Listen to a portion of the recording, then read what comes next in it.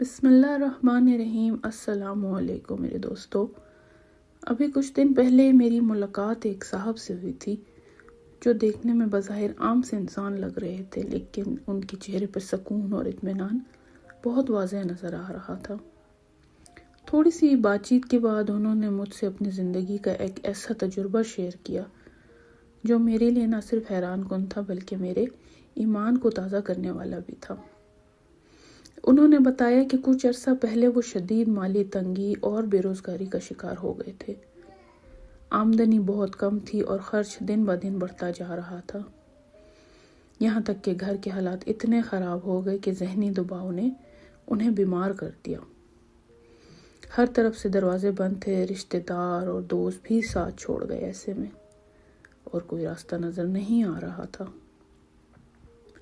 ایک دن وہ بہت پریشان حال بیٹھے تھے کہ انہیں ایک بزرگ کے ذریعے ایک بابرکت وظیفہ ملا، اور انہوں نے کہا، میں نے اس وقت اللہ پہ مکمل بھروسہ کرتے ہوئے یہ عہد کیا کہ میں یہ وظیفہ پورے یقین، اخلاص اور توجہ کے ساتھ پڑھوں گا اور کوئی شکایت نہیں کروں گا اور دل سے اللہ تعالیٰ سے مدد مانگوں گا۔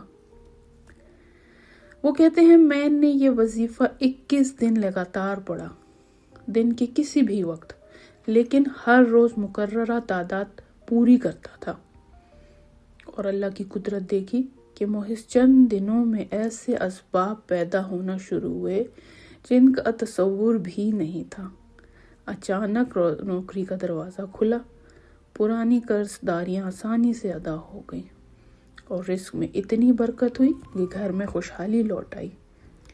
ان کی بات سننے کے بعد ان کے یہ الفاظ میرے دل کو بہت لگے جب انہوں نے کہا، کم آمدنی اور خرچ زیادہ اب کوئی مسئلہ نہیں، اللہ پہ بھروسہ ہو اور یہ عمل کیا جائے تو ناممکن ممکن ہو جاتا ہے۔